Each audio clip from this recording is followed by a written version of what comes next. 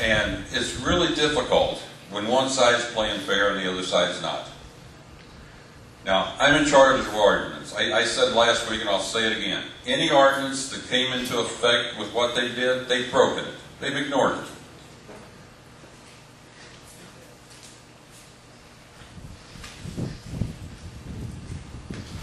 If you people got the time and want me to read this to you, I will. This report we got from the Great Rivers Environmental. On behalf of the concerned citizens of Crystal City, I am writing you to request you to appeal Ordinance 1458 and 1459 adopted by the City Council on Monday, September 10, 2007. In addition, I am requesting that you void the resulting lease and contract.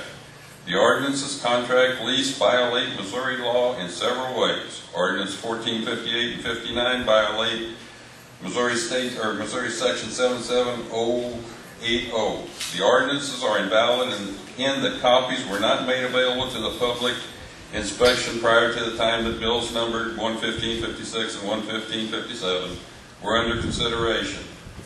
Missouri State Statute 77080 states that every proposed ordinance shall be introduced to the council in writing and shall be read by the title or in full 2 times prior to passage. Both readings may occur in a single meeting of the council.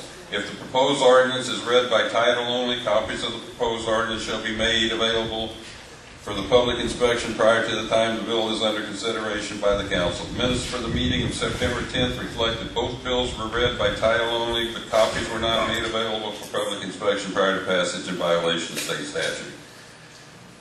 There's a whole bunch of these and they all refer to numbers. But the bottom line is, anybody wants to come up and read this later, I'm not going to take your time going over all of it. Like I say, they've done so many illegal things, but what's our recourse? Either get enough petitions with registered voters to scare them into doing it right, or sue them. If anybody else has any other suggestion, I'd be happy to hear it, but that's about what it comes down to. It's people's involvement. Somebody's going to have to take a stand and do something, either with money or with their time.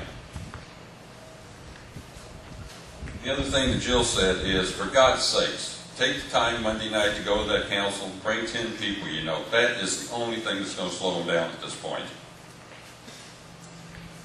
Because they broke every ordinance, I won't say every state statute, but enough.